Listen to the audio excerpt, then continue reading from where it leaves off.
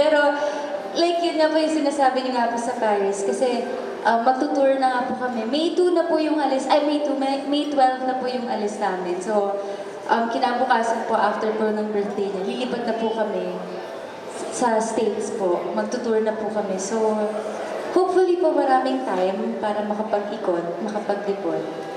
Yung regalo mo sa birthday niya, saan mo binili? Secret po.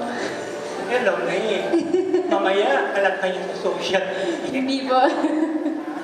Hindi po ako marunong magtago ng secret, diba? Oo, okay. Mamaya susulayin kita. Kama po. James, parang pumayat ka. Yes. Why? Overwork? I've been really focused on my work right now. Also, yung character ko, it doesn't demand a fully fit body. My character here is not like that, so we've had a lot of work lately, endorsements, the movie, trying to complete it, so I haven't had much time. So. May ma-eksena ka pa rito na huba-duba. Tapos, skirt lang. Na-expect na mga fuzz, mga panties. It's not that kind of movie. It's not. This is more like a family movie, more focused on the romance.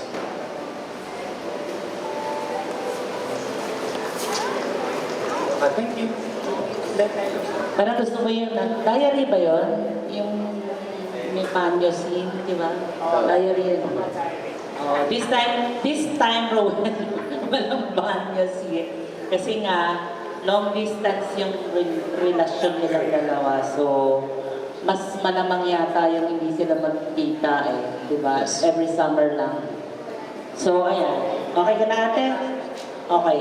Who else has a question? Kasi, ayan. Si Alwin from Abante and etc. For James and Nadine, is this your official theme song now this time? Or are there other songs you dedicate to her as far as your love anthems are concerned? There are many songs that I dedicate to Nadine or Vice songs versa. they have our own. Yeah, vice versa. But this time, it's really for this time. For the movie? Yes. But it's not your personal theme song? I guess, because we can relate to the song. But it's not something that you guys sing on a daily basis. Sorry. It's not like a song you sing on a daily basis. Actually, I sing it every day. Because of all the promo. So, this time is like a more mature movie for you guys. What can we expect as far as It's your not. It's not so much mature. It's not like. How do you describe her? How different is it from the former roles or characters that you've done so far? It's the opposite. It's not. It's definitely not Clark and Leia, right? Actually po, kasi dito po sa this time, sobrang, makikita niyo po dito yung from, yung mga bata pa po si Kobe at si Ava hanggang sa nag-high school, ganyan, tapos magka-college. Hindi, ang hirap i-explain.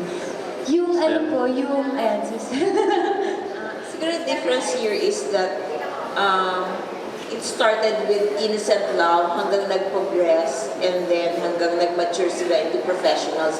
Ang naiba dito is yung duration and span of time, and then that there are two people who are really in love but there are outside elements that's kinda pulling them apart.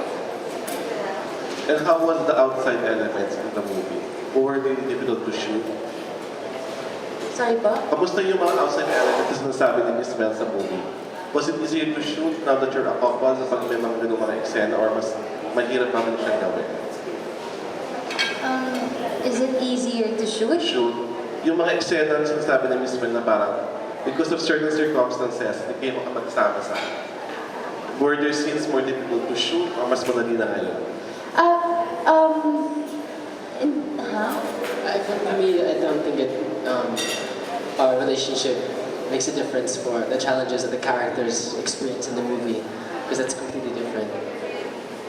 Okay, thank you. Thank you, ate. So, sa vloggers, meron ba? Please introduce yourself.